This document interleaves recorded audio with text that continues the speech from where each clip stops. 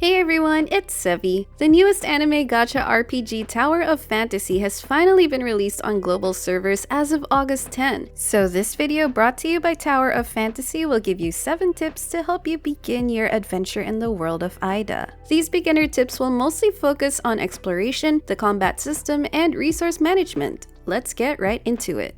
Number 1. Customize your controls and settings. To start off, make your gameplay experience more personalized by customizing your button mapping and display preferences. Mastering combat especially relies on switching to your arsenal of different weapons, so map the weapon keys to what works best for you. I personally set mine to 1, 2, 3 rather than their default, and this made for a more comfortable experience. Another menu of items you can toggle are these display preferences. Here you can choose what information will be displayed on your interface. As you become more familiar with the game's mechanics, you can opt to show or hide certain elements. One unique setting that I also appreciate are the style settings. It's like putting a visual filter on the open world to help suit your tastes and create a more immersive vibe.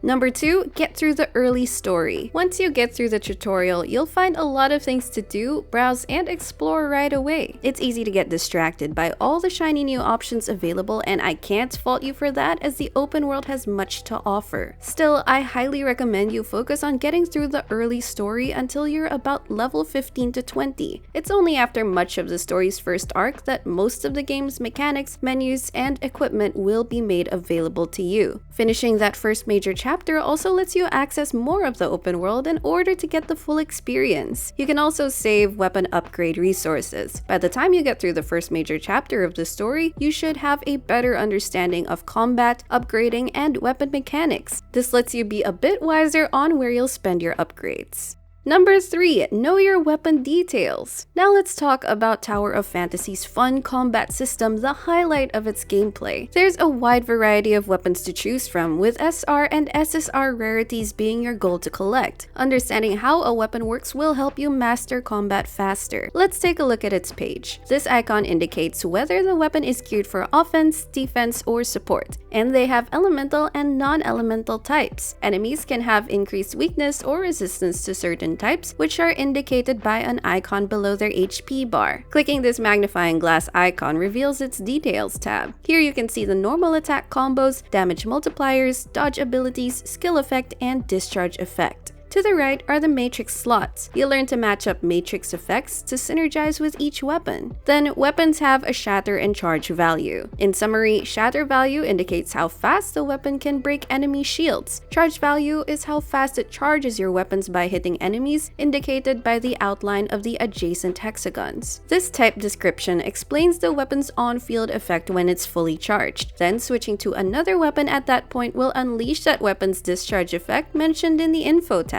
Finally, SR and SSR weapons have advancements, which are additional effects indicated by these stars. Feed duplicates to advance it. Understanding these details is one important step to understanding and unlocking your arsenal's potential.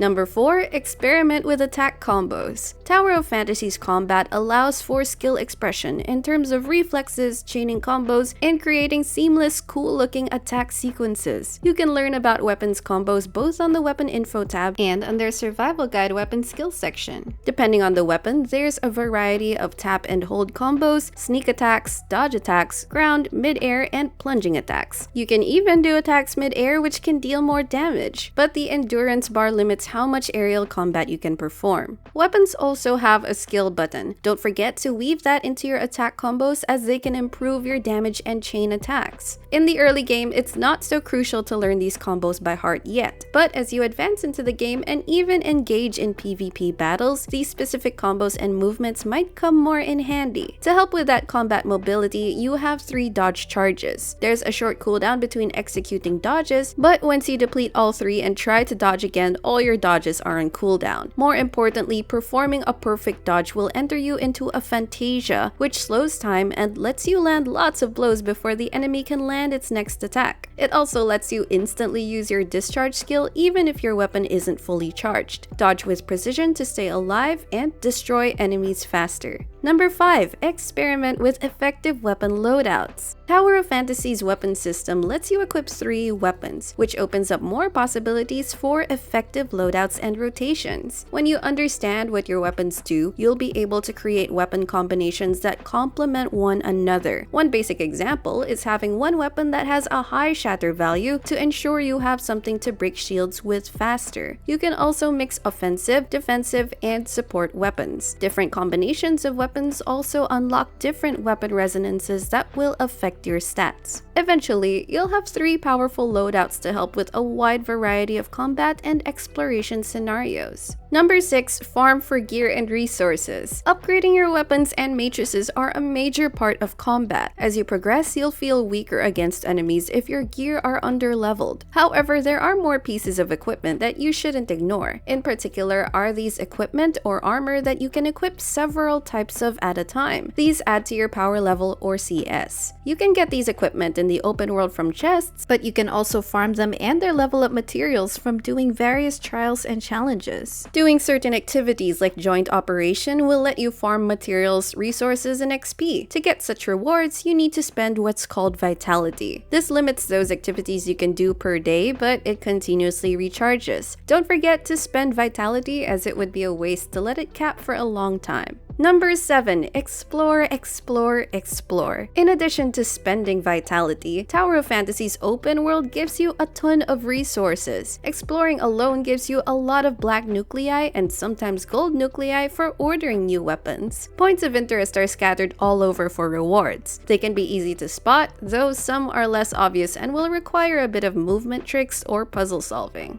Enter ruins, which are like quick dungeons. Doing them ASAP will allow you to get relics to give you more options for traversal or combat. Do training facilities to get currency for spending in the game shop. Collect cooking ingredients too. Eating regularly keeps up your satiety and speeds up healing outside of combat. Tower of Fantasy's world gives you so much to do. Rack up exploration achievements, complete your world progress, and get more rewards to help collect your waifus and husbandos. And those are my 7 tips to start your Tower of Fantasy adventure. Hopefully, this helped you understand the game's basics more. There's much more to discover throughout the game as you play along, so have fun exploring the world of Ida. Leave a comment down below if any of these tips helped you out. If you enjoyed this video, don't forget to leave a like, subscribe to my channel, and I will see you all soon. Take care!